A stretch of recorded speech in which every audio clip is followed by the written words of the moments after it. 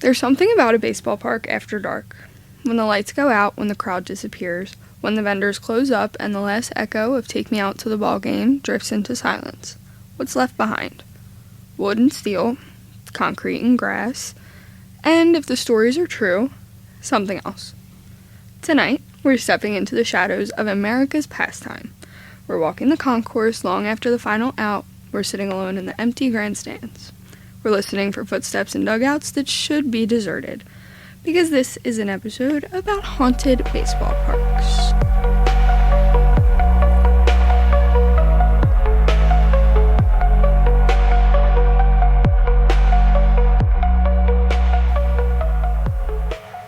Welcome to the Ominous Archives. I'm Em.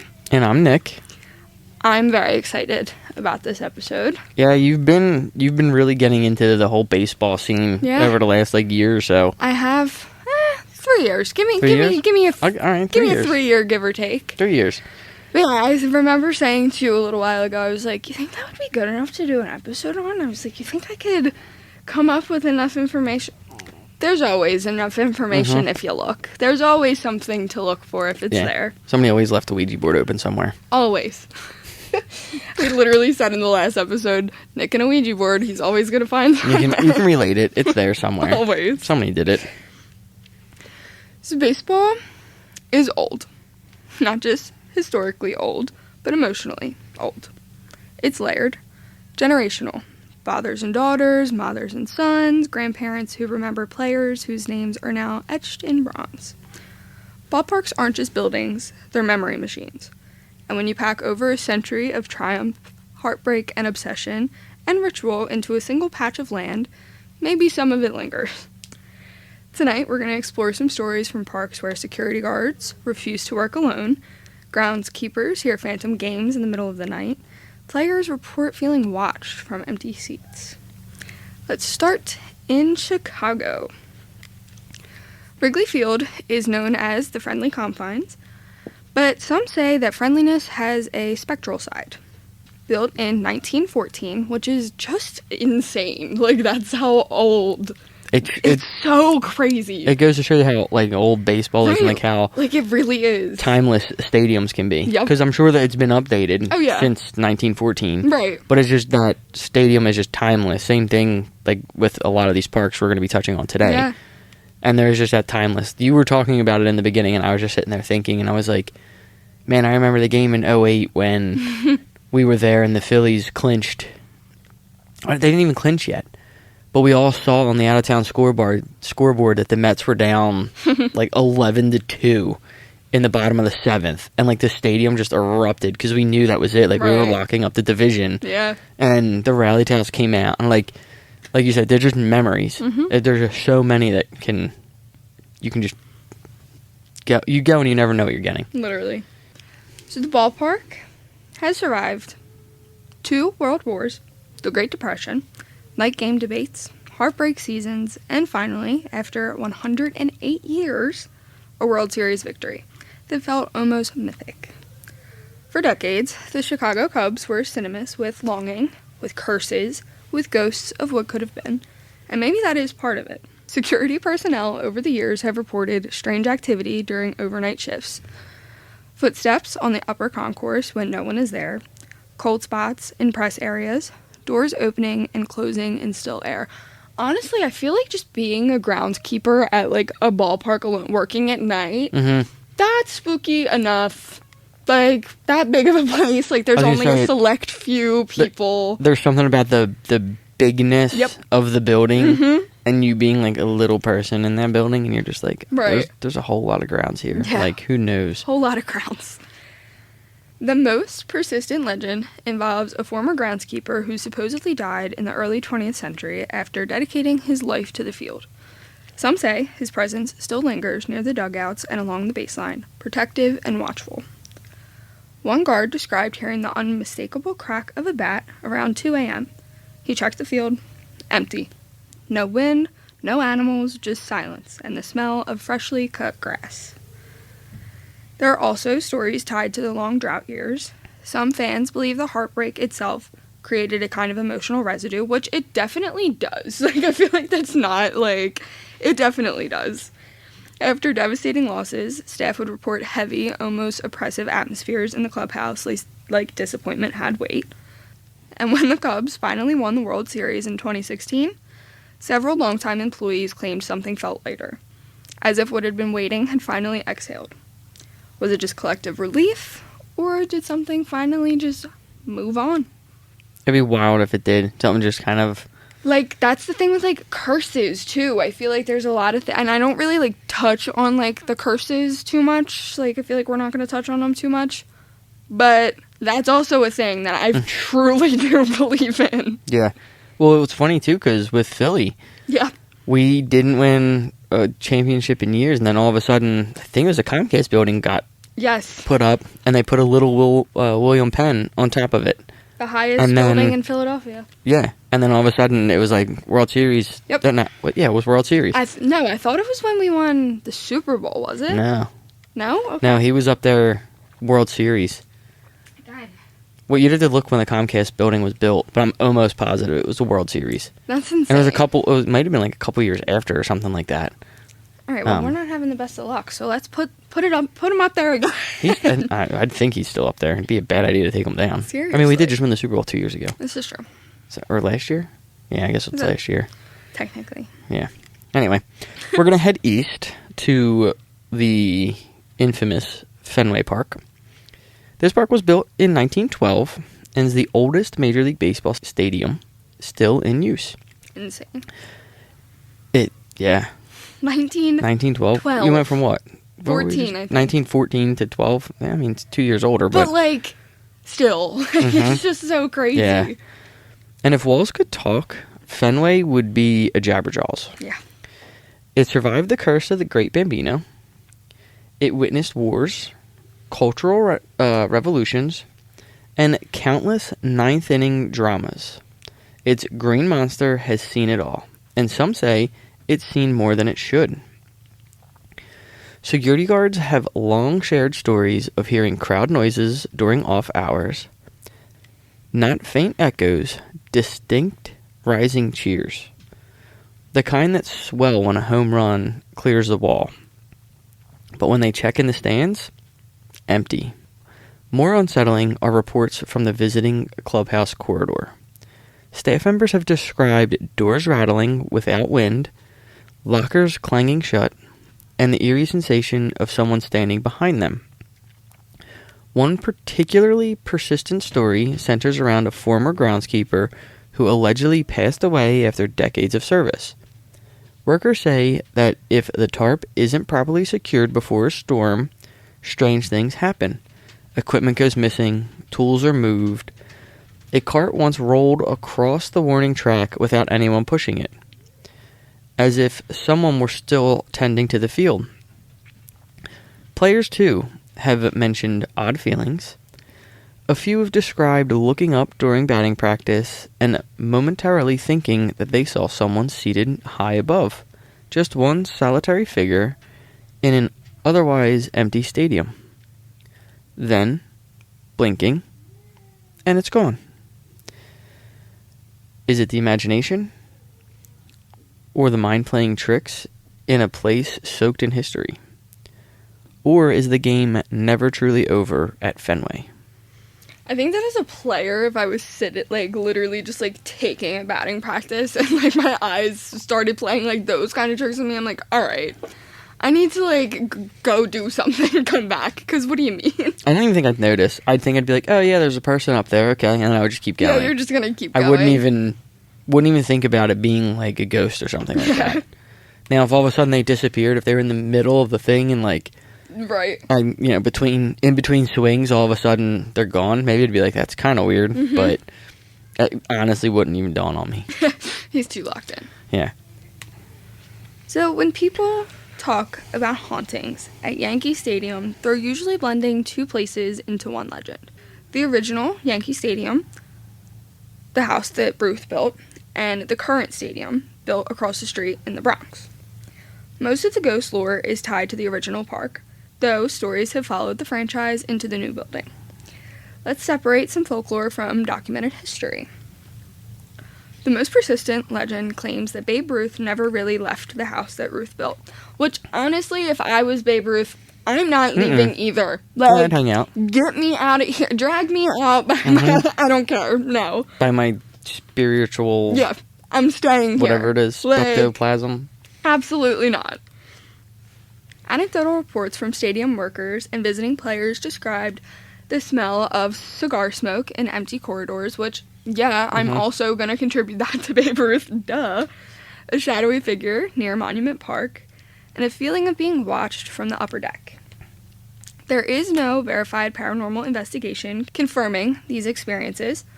Most accounts appear in sports radio telling, fan memoirs, Halloween-themed newspaper features, and paranormal blogs. But culturally, the legend makes sense. Ruth is inseparable from the stadium's identity. In folklore and supernatural theory, iconic figures often become attached to places symbolically, and over time, symbol becomes story. Monument Park in the original stadium, and now recreated in the new one, honored Yankee legends Ruth, Gehrig, DiMaggio. Some tour guides and staff have reportedly described cold spots near the plaques, which is crazy, unexplained camera malfunctions, the sensation of someone standing just behind you. Again, these are anecdotal and not formally documented in academic or investigative reports, but Monument Park is a ritual space. Anthropologists describe memorial areas as liminal zones, places between past and present. People often report heightened emotion or sensory awareness in such areas, which can be interpreted as supernatural. The new Yankee Stadium, opened in 2009, is modern, climate-controlled areas, updated infrastructure, advanced lighting, yet ghost stories followed the move. Some reported experiences include overnight cleaning crews hearing footsteps, equipment doors opening unexpectedly, cold drafts in enclosed areas. None of these have been confirmed through formal investigation, and importantly, large stadiums are acoustically complex. Temperature changes cause metal to contract, air pressure shifts create airflow, and concourses amplify sound unpredictably. Infrasound low-frequency vibration has been studied for producing sensations of unease or presence. Large structures can generate it naturally. Yankee Stadium is not just a ballpark. It's a myth engine. The franchise identity is wrapped in dynasty, legacy, immortality. When a team refers to its legends as eternal or forever Yankees, it feeds a narrative of ongoing presence. Cultural theorists would argue ghost stories aren't about fear here. They're about continuity. Saying Babe Ruth still walks the concourse is another way of saying this legacy doesn't die. If there's going to be a sports team, too, that's packed with... Oh, 100%. How many... I feel like it's... I think it was Aaron Judge who has said literally so many times that he swears that there's ghosts in the outfield. Like, he swears he feels like some kind of vibe in the outfield. Yeah, I also like the fact, too, that they had the... And I think they put the names on the jerseys now. On my brain's fogging right now. I like the classic, like, no-name jerseys. It always reminded me, we had a lacrosse coach one time where after we scored a goal and we had all this, like, big celebrating and stuff like that, he literally looked at us and was like, act like you've been here before. Yeah. Like, you know, and it just goes to the kind of, like, you play for the team on the front of the jersey, not the name on the back. Right. So when you take the name away, I feel like it gives it that, like, team thing, you know? That's just me personally. Yeah. But now we're going to head to the Polo Grounds. They're no longer standing. They were demolished in 1964. The once iconic New York Stadium hosted baseball, football, and boxing. Legends walked all over that field. But even after demolition, the stories persisted. Construction workers involved in clearing the site reportedly felt uneasy. Tools would vanish. Machinery malfunctioned. Some claimed to hear what sounded like a distant crowd when no one was around. Neighbors in the years following demolition reported odd sounds late at night, like cheers carried on in the wind that didn't exist. One former resident claimed that on humid summer evenings, if you stood in just the right spot, you could hear the faint echo of an organ playing. Perhaps that's just nostalgia, or perhaps certain places resist being erased. I would agree. I would think. Fully agree. Mm-hmm. And there's something, the Flyers brought the organ back a couple years ago, and I love I think it's sick. actual organ. It's nostalgic. Yeah. Brings you way back to like the classic sports. Now we'll move on to League Park in Cleveland, which opened in 1891. Yeah, you want to talk about... What a year. Yeah. It hosted legends Cy Young, Shoeless Joe Jackson, and Babe Ruth. Though much of it was demolished, parts of the structure still stand. Visitors and maintenance crews have reported shadowy figures near the old ticket office, cold spots near the grandstand remnants, and what sounds like a game in progress, murmurs, distant applause, the thud of a ball in a mitt, which is a classic sound. There's nothing that says summer like when a ball hits a mitt. A local historian once recounted bringing recording equipment to the park after hours.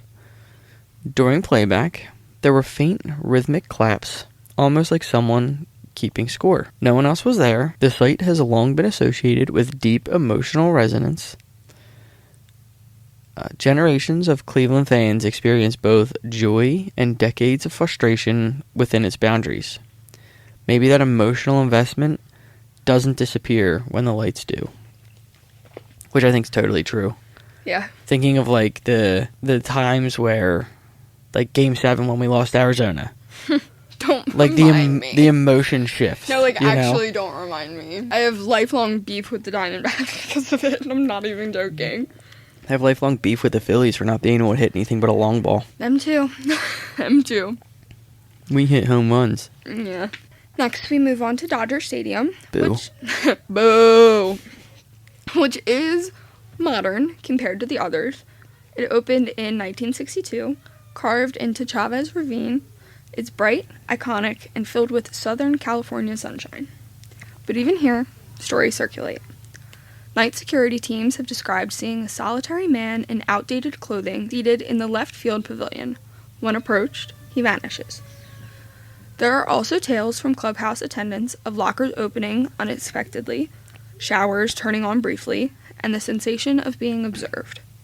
One longtime employee claimed after particularly emotional games, especially playoff losses, the stadium feels different. Heavy, he said, like the air is thicker. And then there are whispers tied to the land itself. Chavez Ravine was once home to communities displaced during the stadium's construction. Some believe the spiritual unrest predates baseball entirely. Is the haunting about the game or the ground beneath it? Which I think is also a crazy theory. But it's not just the big, historic, major ballparks. Minor league stadiums, often older, more intimate, have some of the most chilling accounts. In one southern ballpark, built in the 1920s, groundskeepers refused to enter the storage tunnel alone at night. I honestly would probably do the same, but... Whether the park's haunted or not. That's neither here nor there. They reported hearing a baseball bounce repeatedly in the dark, with no ball present. In another Midwest stadium, the scoreboard lights allegedly flick on briefly after midnight. Electricians have inspected the wiring, and nothing's wrong. And, in a small-town park in Pennsylvania, multiple umpires have described hearing someone call strike from the stands during quiet moments of the games. That's a tough one. Right, that one's kind of... that could be somebody who's just... You're in Philly, that kind of reminds me of the Happy Gilmore. Yeah. You're going to miss this part. Yep, uh-huh. Like, if there's people there, I don't know. Right. If you're saying, like, you were there It's for, like, empty. warming up or Yeah. something like that and getting used to it, I'll totally. give it to you. I'll give it to you, but that's a tough one. There is something about smaller parks. Fewer people, less noise. The silence has more room to grow. And, in silence, imagination thrives. Or maybe something else does. So why does baseball, more than any other sports, seem to attract ghost stories? Think about its rhythm. Baseball is slow. There are pauses, long stretches of quiet anticipation, time to look around, time to think. time for the memory to creep in. Football is explosive.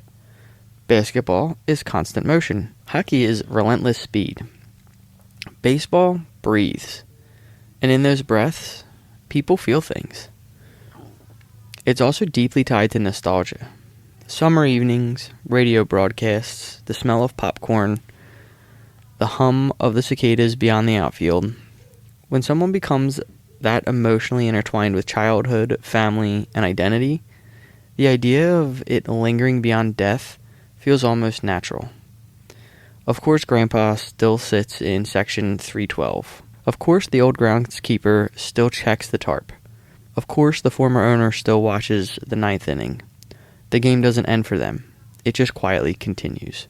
Which, like, when you think about it, it's so true. And I know I'm a big sports person in general. Yeah. But there's something about baseball that I feel everybody gets. And I think it's because it can be, and I think it is, like, probably the more affordable one to play. And, like, you can find leagues all over the place. Yeah. I know basketball is the same, kind of like the same way, but I feel there is that patience and everything. Yeah. It really helps you develop, like, the core memories.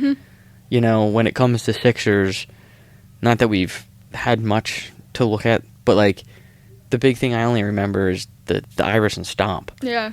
And since then, there's nothing but, like, in between the Phillies championships, there's just memories that I had going to CBP and hanging out and just that place. Yeah. Right, like, even still, like, as a kid going, like, obviously I didn't care about baseball. Like, even still, though, like, I got it. Like, I got why everybody, like, had this feeling of, like, wait, this is, like, so... Yeah. Yeah, the summer, the smell of the hot dogs, the peanuts, the singing, Yeah. Just, I don't know, you can almost just, like, smell it. Like, you just feel it. Yeah. There is another explanation, too. Ballparks are designed for noise, for tens of thousands of voices blending into one roaring organism. When that sound vanishes, the emptiness feels unnatural. Acoustics play tricks. Metal contracts, wood pops, wind funnels through corridors and mimics whispers. Our brains, wired for pattern recognition, fill in gaps. A shadow becomes a figure, an echo becomes applause, especially in places where we expect drama. Expectation is powerful. If you walk into an empty stadium at 2 a.m., already knowing the legends, every sound feels amplified. And yet, some experiences are harder to dismiss. Multiple witnesses describing the same figure, security cameras catching movement with no visible cause, staff who don't believe in ghosts until they work one overnight shift. One former groundskeeper, who asked to remain anonymous, shared his experience from a historic northeastern ballpark. He was alone, finishing up after a late rain delay. It was nearly 1:30 a.m. Those are the worst. Those are literally... And I imagine how, like, I don't ever really think about the poor groundskeepers and, like, the poor people, like, the staff. Because they're earlier than everybody, and they're there later than everybody. Although, I would love to be a grounds crew. Really? I would love it. Yeah. Yeah, I probably would also enjoy it. Just, I don't even care. Downpouring rain, I have to run the tarp out, whatever. Hell yeah. Cutting the grass, I don't care. Right. Like, I know they have, like, it's, like, down to a science now with, like, cutting the grass and everything, but, I mean, you tell me how to do it, I'll do it. I don't care. So this night, he swears he heard a child laughing. Not echoing, not distant, close. He stepped out from the dugout and looked up into the stands. Empty rows. Dark seats, no movement. Then, clear as day, he heard a ball land in a glove. Pop. He froze. Another pop. And then silence. He left early that night and requested day shifts from that night on. So, let's step back. Are these truly ghosts, residual energy, psychological projection, or simply stories passed down because baseball, perhaps more than any other sport, invites myth? Baseball has always loved its legends. The called shot, the curse, the miraculous comeback. It's a sport built on storytelling. So maybe haunted stadium tales are just the natural evolution of the tradition. Every generation adds a layer. Every late-night guard adds a whisper. Every unexplained noise becomes part of the lore. And in doing so, the stadium becomes more than architecture. It becomes alive. Baseball parks are like temples. They hold joy, grief, triumph, heartbreak. And sometimes, when the lights flicker and the wind moves just right, it's easy to believe that the past hasn't entirely left. Maybe the ghosts aren't spirits in the traditional sense. Maybe they're memories so strong they take shape. Maybe they're the emotional fingerprints of a generation who cared deeply. Or maybe, just maybe, some games truly never end. The next time you stay late after a ball game, linger for a moment. If you hear a faint cheer when no one's there, don't be afraid. It might just be the echoes of the game. If you enjoyed tonight's episode, make sure to follow us on all of our social medias, leave us a review, and share this episode with someone else who loves baseball just like you, and also who loves a good mystery. Make sure you also go out and check out our team member Sam's podcast and blog over at Scare Me Sam. She does amazing work for us and over on her own personal blog and podcast. So until next time, stay weird and stay haunted. See ya. See ya.